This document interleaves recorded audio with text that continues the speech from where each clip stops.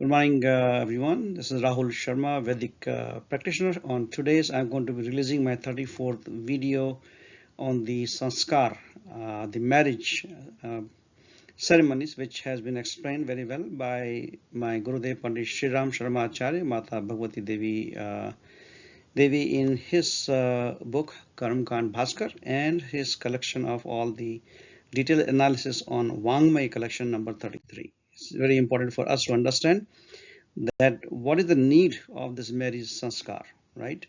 In the past historical area, pre-Mahabharat area, there was no such Vivaah sanskar, there was no such marriage ceremony used to happen.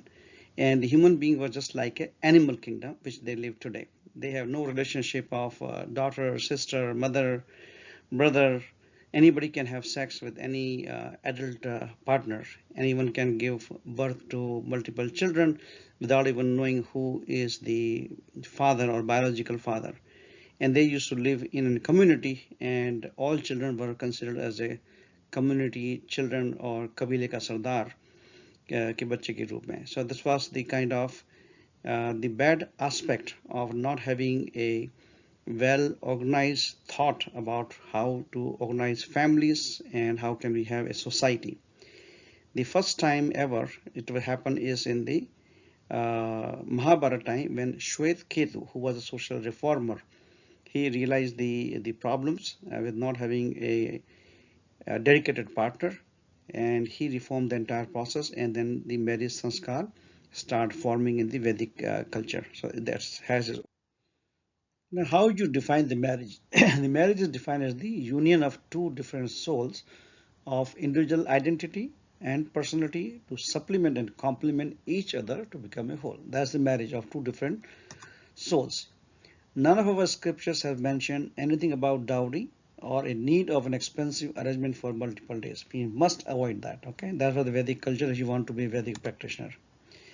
The key importance in our marriage culture is always given for the pledge we are taking by both partners in the divine presence of God, fire, which is Havan, and social leaders to support each other for the rest of their life and be accountable for it. That's the key purpose of this marriage sanskar and ceremony, which is more on ethical binding, moral binding, spiritual binding, rather than a legal binding.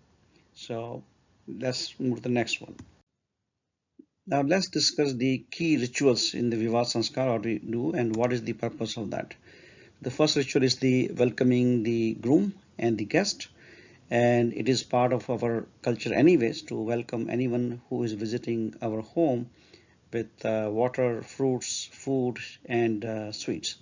On this special day of the marriage, we perform Vedic activities to welcome and respect the groom and their family members and friends with tilak, kalash pujan, dev pujan, chanting of Vedic mantras, and oath to make the ceremony and its objective as a success. So this is the beginning of that. Then there is announcement is being made about the marriage, like a declaration.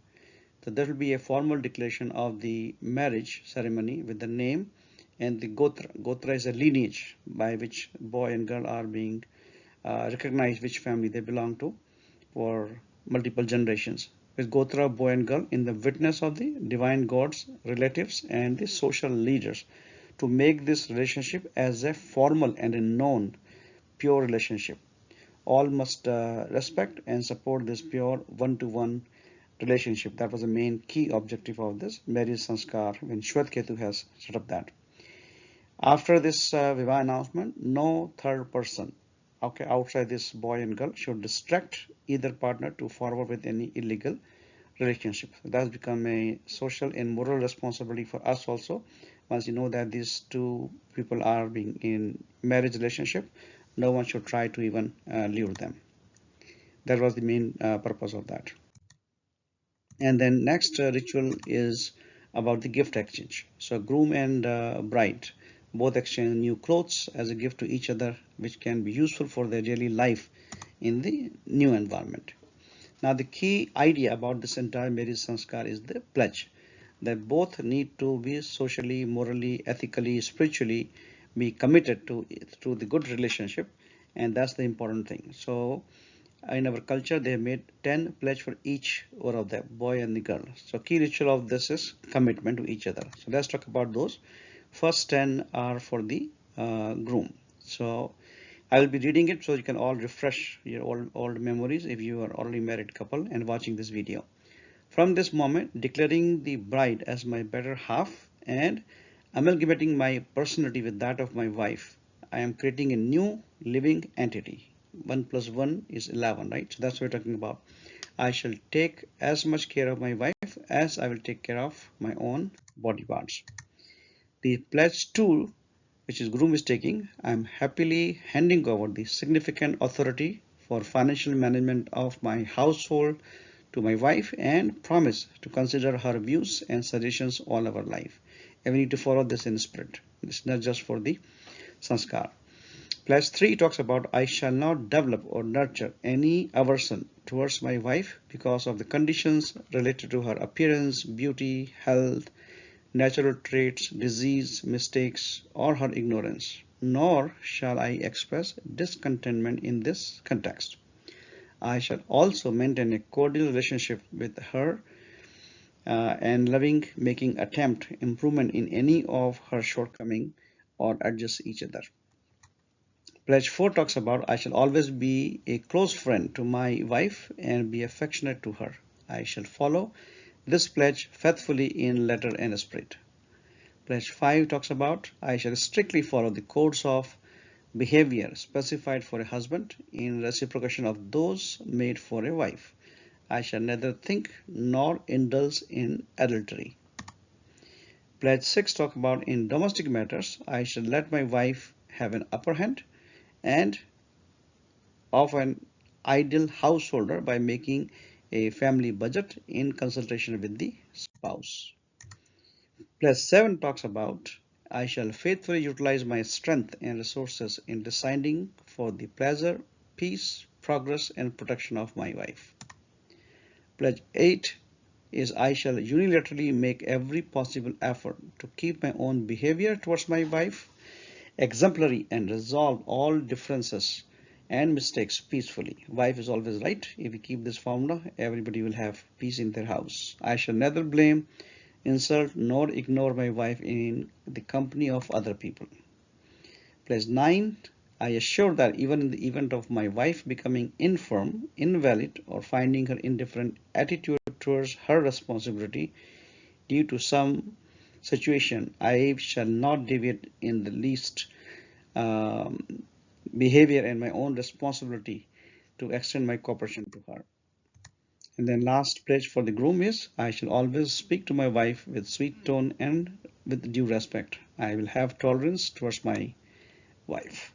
This is not one-sided, so our culture has written it for both the sides. Now bride has to take the similar kind of 10 pledge for each other to make this partnership successful, even though it may not be legally binding these pledges, but morally, ethically, spiritually, because you are taking in front of all the divine gods, in front of the fire and all your family members, that's become much more powerful.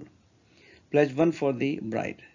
Amalgamating my lifestyle with that of my husband, I shall create a new entity of human existence. In this way, I shall always be living as his true better half, or we call it Ardhangani, is the half part of it. Pledge 2 talk about I shall always consider all friends and members of my husband and his family as an integrated unit of one system, and I will maintain a cordial relationship among all of them, serve them with open heart, and behave well with each of them.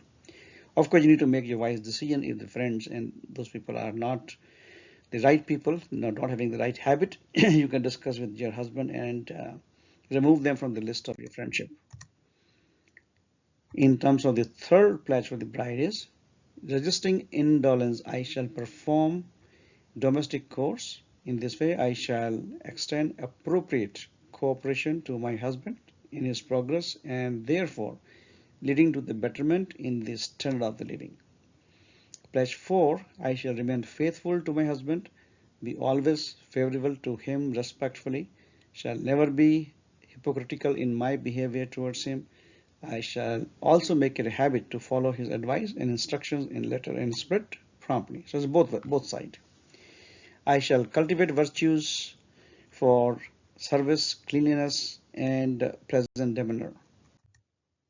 Of course, the press 6, I shall carefully avoid the development of vices like jealousy, nagging, grumbling. In this way, I shall always make my presence pleasant and cheerful. Place 7 for bride, I shall manage domestic requirement by keeping the household expenditure to a minimum. I shall avoid extravagance. Despite my husband becoming financially or physically weak, I shall enthusiastically continue to follow the discipline of an ideal householder. In everybody's life, there are challenges. Sometimes you can lose jobs, sometimes your business can go down in both ways. So we need to support each other during those bad times. Pledge 8 is, as a lifelong companion, I shall overlook differences of opinion with him and always remain active throughout my life, rendering services due of me as a wife. I will never insult or ignore my husband publicly or privately. Very important for both of them. We don't need to hurt anybody's ego and put them down.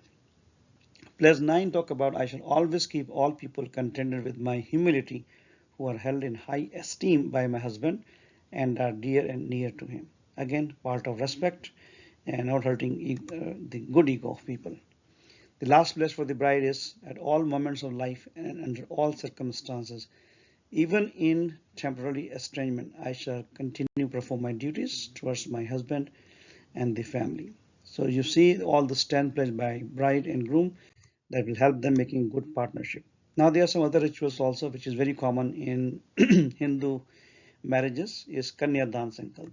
Now Kanyadan is not like a donation, just like your donation or gift, is about a pure ritual when haldi or turmeric paste is used in the palm of the bride as a significance of the Lakshmi. Yellow color, like gold color, it signifies the gold color. And that's where this kahavat or saying has come, Haath pile kar diye. Did you do your kanyadan? Transferring the responsibility of keeping their daughter happy, healthy, educated, and spiritually elevated to grooms and in-laws. So far before marriage, it was the responsibility of biological parents. Now after marriage, it become the in-laws and the husband who is going to provide the similar kind of protection and support to the wife. The silent teaching in this way to the bride during Kanyadan is to own the responsibility for creating the energy and bring the auspiciousness in her new home. After the ceremony is done, the last name, the gotra of the girl, shifts to her husband's side. And this is the Vedic culture. I am seeing a lot of differences in today's world where girl insists to have their father name gotra, but this is against the Vedic culture. So I just want to make a request, humble request to everyone to read your own Shastra, to read your Vedic culture and follow the Vedic culture. There's a way to discuss things in the society and then bring any social changes if you really want to bring any changes there. Then we have something known as Guptadan, the secret gift. The secret gift is of course given by the parents to the bride for her rainy days. And that is not like a dowry. That's something which parents can think of and no one on the groom side should ever ask what is being given and they cannot claim any right on this secret gift. It can be a fixed deposit, it can be a gold, it can be a land that is completely secret. That's why the name is Guptadan. And then we have something known as Panigrahan. Panigrahan is nothing but like a handshake, hastamilap or handshake. So handshake between the bride and groom is the beginning of a strong relationship to support each other for the rest of the life in good time and bad time, just like a regular handshake. So we were having handshake, since Mahabharata time. Then we have nuptial note or the Granthi Bandhan, in which the scarf from the groom is tied together with the wife's sari or pallu, and we normally have 5 items in that knot. One is coin. Coin represents the joint ownership of the earning. It's not that if I'm earning, only I have the right and my wife doesn't have the right. So coin represents the joint ownership of the earning in that nuptial knot. The green grass represents the everlasting love, because whether this is snowing or dryness, as soon as it gets the water again, it again comes to the life. So our love should be like the green grass. The turmeric, which is not only represent the Lakshmi, so managed fund wisely, is also one of the best antibiotic. So taking care of the health of the family in terms of the food and other thing. The rice in the nuptial note represent the commitment of contribution from earnings for the community service. So that's the contribution everyone need to make. And the flowers, as always, from every ceremony, it brings the happiness. So an endeavor to keep each other happy, on every opportunity edify each other rather than putting down, edify each other, find their good virtues, and always appreciate them. Then we have the Vivaah Yagna, the lighting of the sacred fire.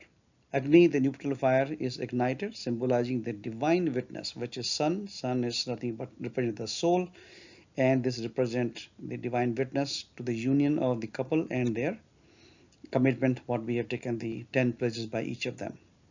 Then the Sat Fere, the most famous thing in Hindu marriages, Mangal Fera we call it, or 7 circles around the sacred fire. This has been divided into 2 parts, 4 and then 3. So this is the confirmation of their marriage. The groom and bride will circle the nuptial fire 7 times. First 4 circles are counterclockwise, led by the bride. This is an agreement that bride point of view will supersede for any family and resource management decision. Last 3 circles will be led by groom, representing his leadership for outside chores, social, economic, and religious decision. And again, this is the guideline based on the Mahabharata time. If both of them are having equal personality, both of them are working, you need to have a equal participation in each other without even going into a fight or arguments. So in today's situation, based on whatever you are doing or working together, you need to make a support decision in each area. Bride is definitely given more weightage in terms of managing home and family, but they are more emotional than a man to take care of children and other attributes. Then we have Prayashchit Homa, which is known as atonement oblation. After 24 oblation or ahuti of Gayatri Mantra, the 5 ahuti or oblation are given for the Prayashchit or the atonement of the past action, which either the boy might have done or girl might have done. And if somebody knows after marriage, that might create a crack in their marriage. So this is what we do at this time. Neither bride nor groom will intend to ask or reveal the past mistake. Whatever happened, happened. This is a new beginning of this marriage day. So both should be keep moving forward rather than keep discussing about the past. When we drive the car, you look into the front. You don't keep looking into the rear view mirror. So that was the time you could have done. You could have asked the question before you are getting married. And now after marriage, after this ceremony, never need to go back in the past.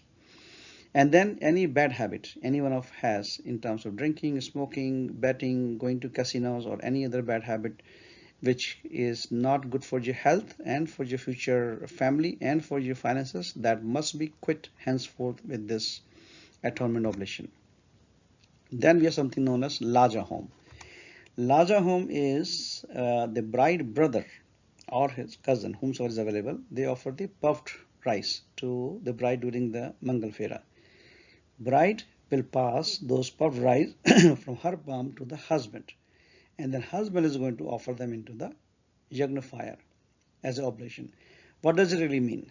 It means that any gift coming from the bride's side, she is not going to hide after marriage. Okay, Guptan was Guptan, but after marriage, any gift coming from the brother side or the family side from the bride, she is not going to hide. And same thing, groom is not going to hide his income, bonuses coming after the marriage to his wife. And then offering that to back to the fire means they both agree that anything coming outside of their own efforts must be offered back to the society as a donation or to the underprivileged human being so that they can be uplifted. That's how society can be strengthened for people who are in really need. That the gift or the other thing coming from either side should not be used for the personal use. Then we have Shilarohan. Shilarohan is putting the foot on the rock. The bride and groom keep the right foot on a rock or stone just like you see in the picture, that represent there to fulfill their responsibility towards a happy marriage and happy family like a firm rock, just like rain or shine or a storm. The rock remain intact in its position. Unless there is a severe earthquake, then a rock can also be split, but rock is not going to be breaking or melting in smaller storms. Just same thing in our life. Lot of storm will come, lot of challenges will come, but both of the bride and groom are committing now. They are going to stay firm about all the pledges they have taken, and they are going to make this marriage successful no matter what. Then we have 7 steps. We call it Saptapadi. It's also a very deep philosophy in our Vedic culture. So when groom and bride are taking the 7 steps simultaneously together, okay, Kadam Tal, okay, or march past, each step they will take a vow, symbolizing their joint goals for the married life. The first goal is to nourish each other. Let us avoid that can be harmful to their healthy living. Okay. Second is let us take the second step to develop physical, mental, and spiritual powers to help us meet the needs of our family.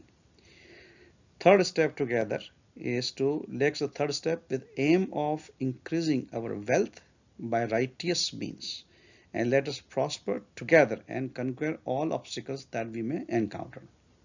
The fourth step together is let us take the fourth step to acquire knowledge, happiness, and harmony with mutual love and respect. So there is no place for jealousy or hatred with either. We always talk about love and respect in the marriage. Let us take the fifth step to be blessed with strong and virtuous children and sanskari children. Both as a father and mother, you need to do all the sanskars explained in our Vedic culture in my past videos. So watch them carefully. This is your responsibility to provide all the sanskars to your children to make the society better. And then the sixth step is for achieving the longevity and to remain together forever. You want all the time healthy living.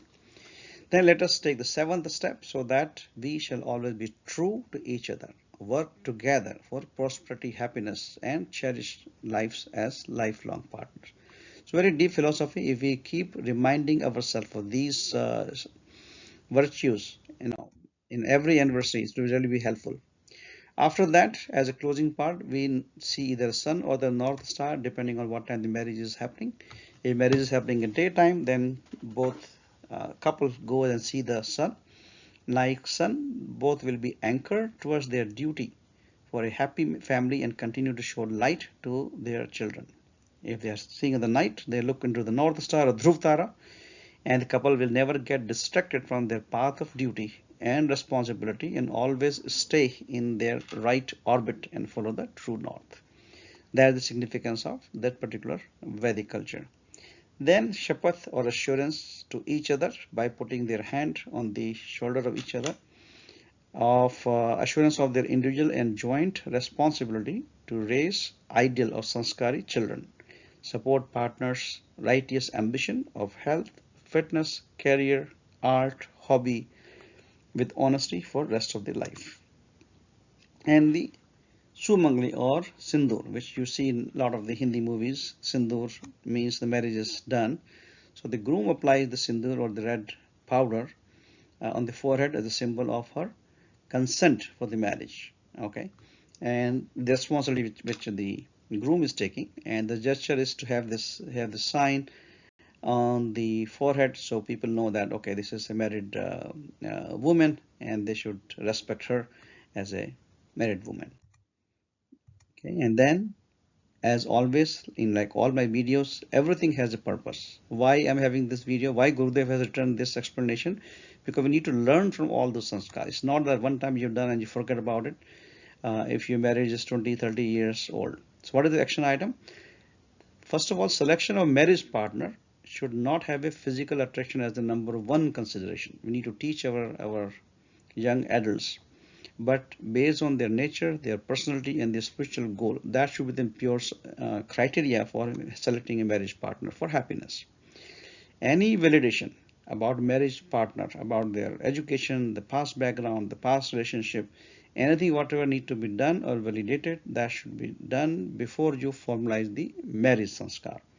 Once you have done the careful selection and you have done the sanskar, then there is no room for any one of them to doubt each other, and there is no place for the suspicion. And then you make this marriage successfully for the rest of their life. Even if you don't like it, you learn the soft skill and you make this marriage successful for the rest of the life. Must not follow expensive or baseless rituals, dowry, etc. Not do any expensive marriage. Just do simple, least expensive, Vedic way in any temple, or invite anybody from Gayatri Parivar. They can do a simple full ceremony with the sanskar, and you don't need to spend too much of money. Okay, just invite your family member, friends for a simple lunch or dinner, and make it easy. Then the most important thing, which of course you have not seen this happening, but I would highly recommend based on my past experience and learning on many area about life goals, that all this 10 pledges for the bride and for the groom, you can print it, okay, and paste in your bedroom or your dream board along with your life goal, along with your financial goal, and then read out loud every single day. If you really want your marriage to be successful, you need to speak loudly every single day, and of course, in every anniversary, you need to at least revise this pledge until it becomes your second nature, until it becomes in your subconscious mind that this is what you have taken responsibility at the time of the marriage sanskar. Then it is a true beneficial for you doing all those sanskars. All right, we a Vedic practitioners learn, adopt, and practice the secrets of success written in 3400 books by Gurudev Pandit Shriram Sharma Acharya, Mata Bhagavati Devi Sharma, and then you can lead a successful and happy life, making this world and heaven. And then don't forget to subscribe to my channel to watch my next video every Saturday. If you forget about the Navgraha concept, then remember that there are 9 planets, 12 Rashi. All the planets are in their own orbit. 9 times 12 is 108. So if you really want to earn punya and fix your law of karma, then spread this Vedic message and these videos to 9 new families every single year, and advise them to invite at least 12 new families to perform a Gayatri Yajna at their home or Deep Yajna at their home in person or virtually. We can do that. Contact anybody from Gayatri Parivar and you'll be able to do that. With this, thank you everyone. See you next Saturday.